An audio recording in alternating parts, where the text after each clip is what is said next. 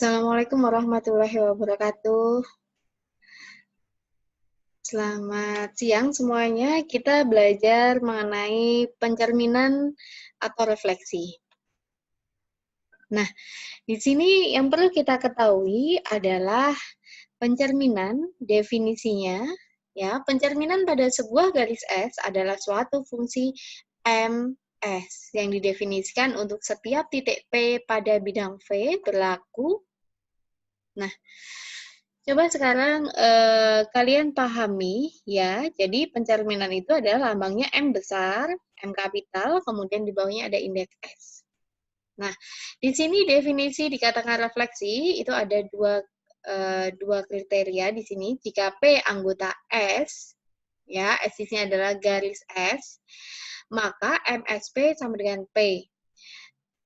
Ya, ini jika P-nya berada di S atau merupakan anggota S, yaitu anggota dari garis. Sedangkan yang kedua adalah jika P tidak merupakan anggota S, maka MSP sama dengan P aksen. Sehingga S adalah sumbu dari PP aksen. Itu yang perlu kalian cermati di sini. Ya. Jadi katakanlah ini ada sumbu. Ya, ini ada sumbu. Ini adalah namanya S. Kemudian di sini misalkan P berada di tengah, P berada di dalamnya, ya. Di sini misalkan ini adalah letaknya P, ya. Maka MSP itu juga berada di sini, ya. Nih, ini adalah M S dalam kurung P.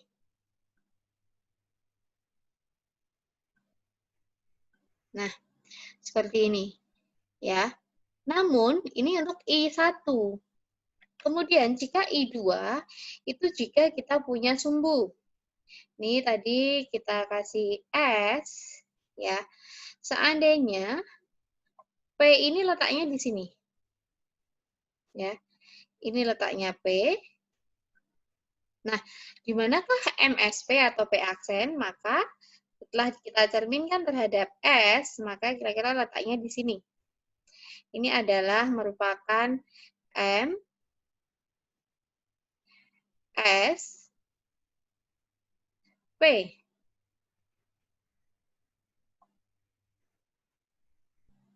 Ya. Nah, ini yang perlu kalian cermati terlebih dahulu. Ya. Jadi, kita harus paham dulu apa itu definisi pencerminan. Ya, ini adalah gambaran yang Budi ini bisa berikan gitu ya, supaya kalian tahu ada dua hal definisi yang perlu kalian ketahui. Jika suatu titik P, ya, jika kita diketahui garis S itu suatu cermin, ya, kemudian ada P, suatu titik P yang dia merupakan anggota S, maka dia letaknya pada garis S, itu adalah MSP atau hasil pencerminannya itu ada berada di P itu juga, yaitu MSP namanya. Sedangkan jika P itu tidak merupakan anggota S atau tidak terletak pada sumbu S, garis S, maka MSP-nya adalah seperti ini, gambarannya seperti ini. Ini adalah sama dengan apa namanya? P aksen.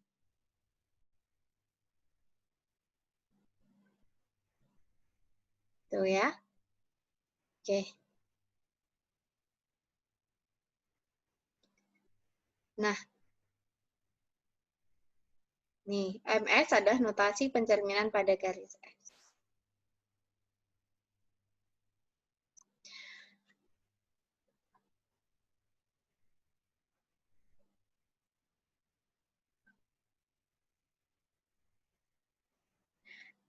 Nah, di sini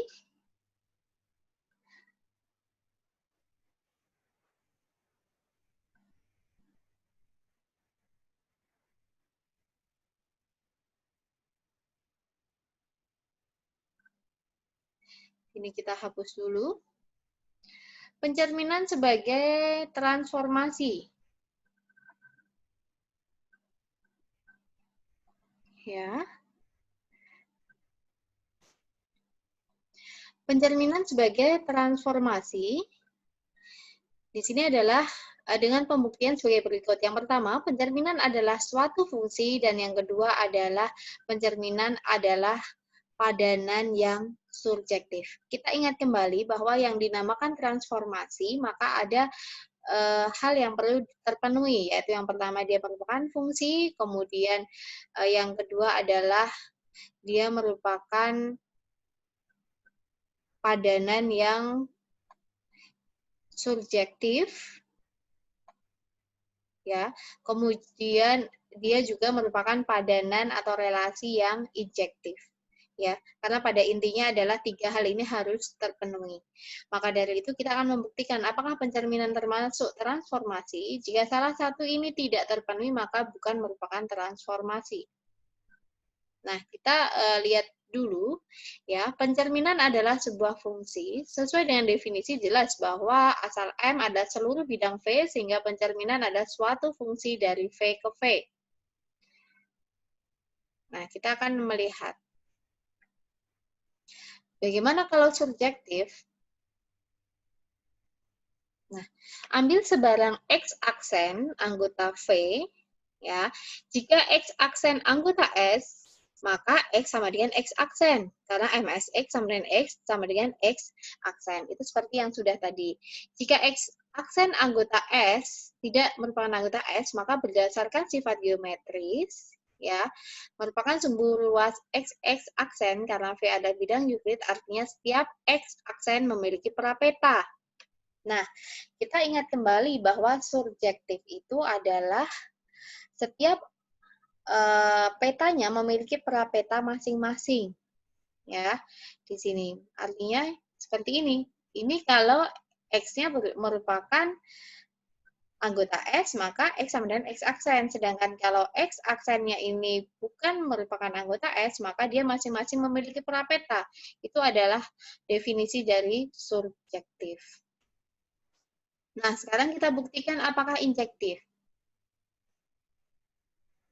Oke, andaikan A, ya, ingat kembali kalau di saat kita menjelaskan injektif, kita pakai pengandian. Jadi, andaikan A tidak sama dengan B. Jika A anggota S, B anggota S, maka MSA, ya, A aksen sama dengan A. MSB, B aksen sama dengan B. Maka, jadi A aksen itu adalah tidak sama dengan B aksen. Kalau salah satu, misal A anggota S, maka MSA sama dengan A aksen sama dengan A. Karena B bukan merupakan anggota S, ya, B aksen sama dengan MS dengan B aksen anggota S, ya, seperti yang sudah tertulis di situ.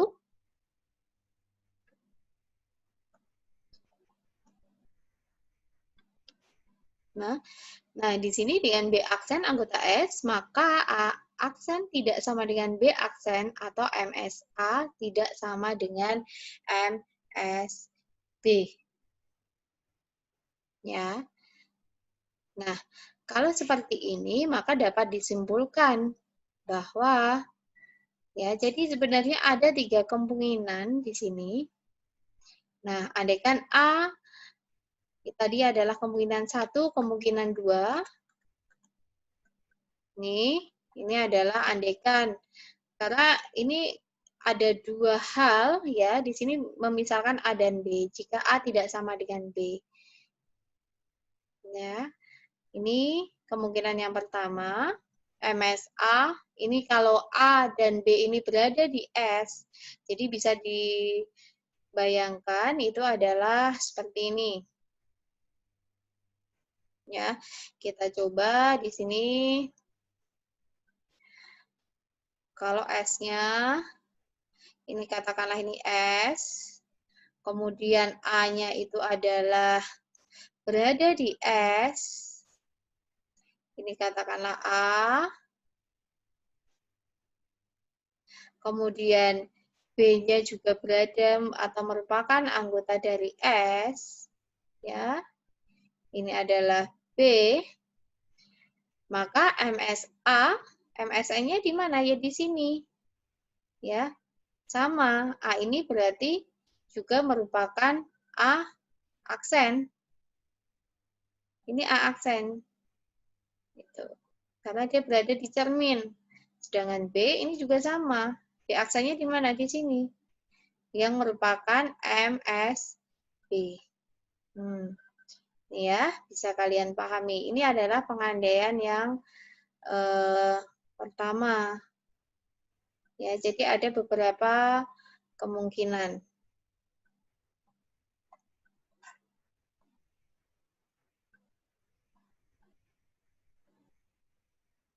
Nah, ini juga merupakan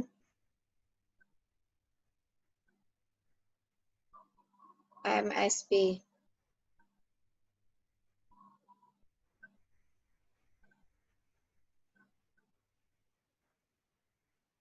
Nah, ini adalah kemungkinan yang pertama. Kemudian bagaimana kalau kemungkinan yang kedua?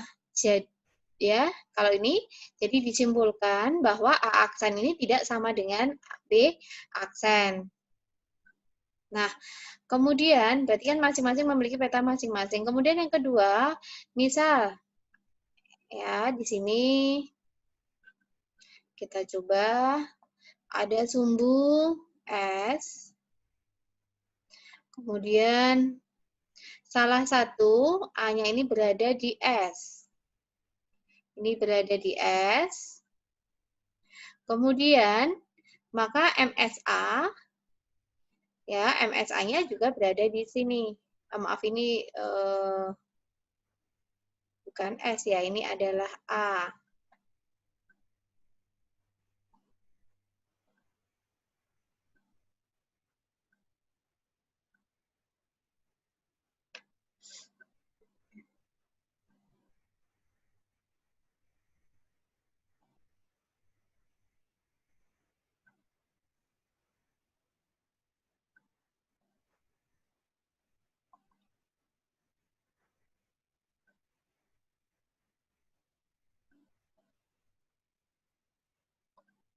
Nah, ini misalkan di sini. Ini letaknya A. Ya, ini A. Kemudian B-nya ini adalah bukan merupakan anggota S. Kita misalkan aja B-nya di sini. A, ini adalah B. Nah, di sini berarti MSA-nya di mana? Di sini. Nah, ini adalah merupakan A aksen. Ya, ini A aksen. Sedangkan B aksennya di mana? B aksennya di sini. Ini adalah B aksennya di sini letaknya.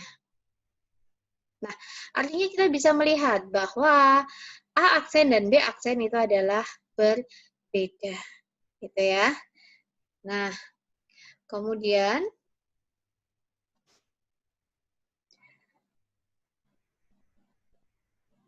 kemungkinan yang ketiga itu adalah jika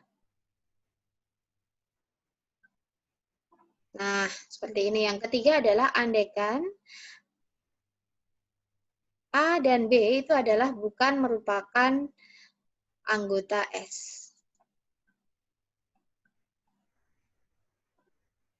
Nih, di manakah letaknya? Jika ini adalah S, sumbunya, atau garisnya, kemudian A-nya ini berada di sini, misalkan, ya, ini adalah A, kemudian ini di sini adalah titik B, karena sama-sama tidak berada di S atau bukan merupakan anggota S. Ya, MSA ini pengandaian aja. Ya, di sini adalah mengandaikan bahwa MSA tidak sama dengan MSB atau A aksen sama dengan B aksen. Jadi A aksen A itu tegak lurus dengan S, kemudian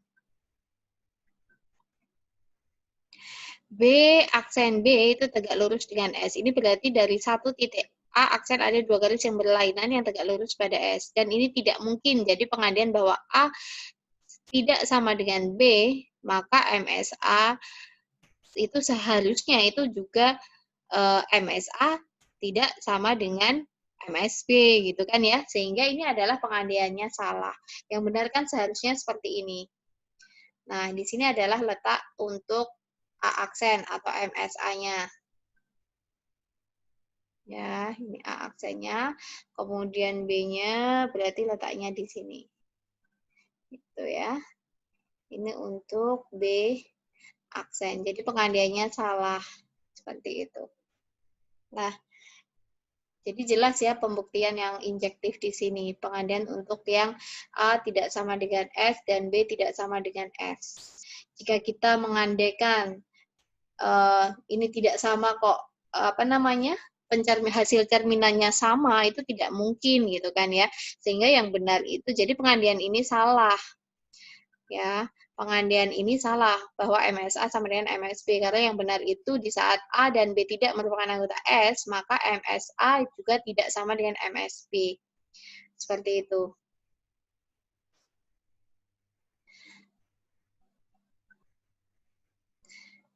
Nah, jadi kalau A tidak sama dengan B, maka MSA tidak sama dengan SB, sehingga MS injektif. Jadi terbukti bahwa pencerminan ini injektif. Seperti itu.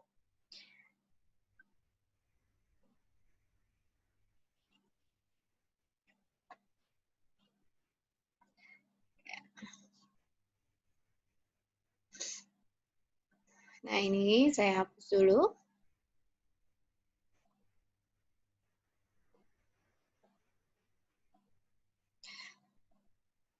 Nah, kalau sudah, berarti tadi sudah membuktikan adanya fungsi, kemudian subjektif, kemudian injektif. Dengan kata lain, kita bisa simpulkan bahwa dengan demikian MS adalah suatu transformasi dengan daerah asal V dan daerah nilai V. Nah, ini adalah pembuktiannya.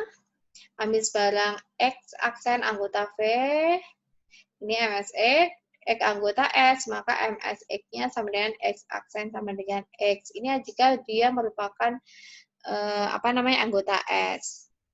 X aksen anggota V, ya, ada X aksen sama dengan X, MSX dengan S, sumbu XX, sehingga MS surjektif. Ini adalah menjelaskan mengenai teorema. Jadi ada satu teorema yang mengatakan setiap refleksi pada garis itu adalah suatu transformasi. Apakah refleksi garis itu adalah suatu transformasi? Gitu. Nah, itu selain subjektif, kita membuktikan injektif. Di sini. Misalkan A1 tidak sama dengan A2. A1 anggota S, maka MSA1 sama dengan A1 aksen sama dengan A1.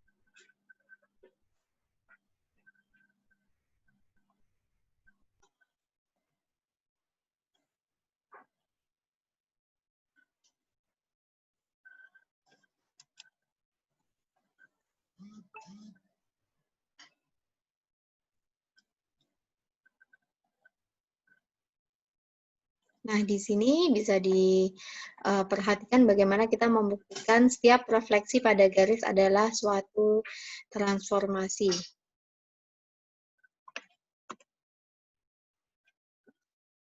Ya, ini adalah membuktikan bagaimana suatu garis itu MS subjektif. Ya, ambil sebarang X aksen anggota V, di mana X aksen itu sama dengan MSX ya, karena dia berada di V. Kemudian menurut definisi X anggota S ini ya, X aksen sama dengan X. Kemudian X aksen anggota V ya, ada X aksen sama dengan X anggota S, sehingga di sini adalah X sama dengan MSX dengan S sumbu XX. Ya, jadi MS adalah surjektif.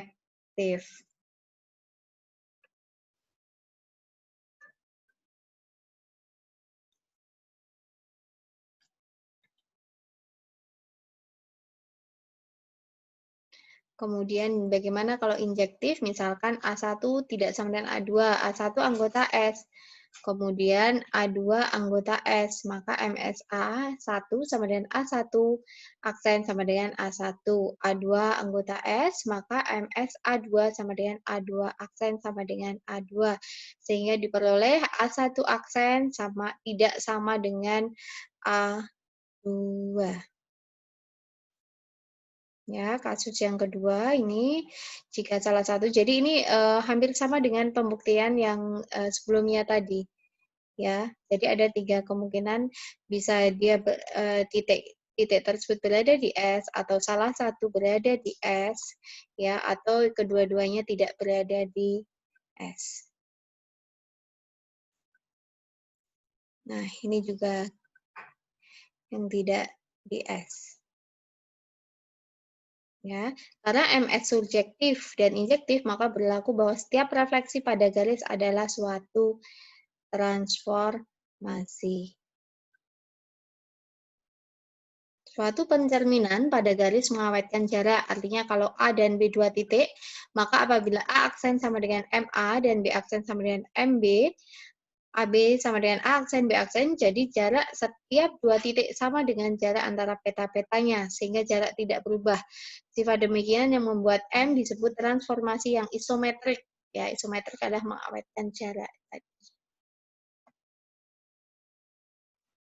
Definisinya, suatu transformasi T adalah suatu isometri jika untuk setiap pasang titik PH berlaku P aksen H aksen sama dengan PH dengan P aksen TP dan H aksen sama dengan TH. Nah, di sini misalkan setiap refleksi pada garis ada suatu isometri ya, dia mengawetkan jarak di sini. A aksen sama dengan MSA, B sama dengan MSB, maka AB sama dengan A aksen B aksen. Nah, demikian penjelasan mengenai pencerminan. Silakan kalian pahami ya, kalian pelajari apa yang sudah Budi sampaikan untuk hari ini. Silakan jika ada yang ditanyakan bisa nanti melalui forum yang sudah disediakan. Terima kasih. Saya kira itu cukup. Wassalamualaikum warahmatullahi wabarakatuh.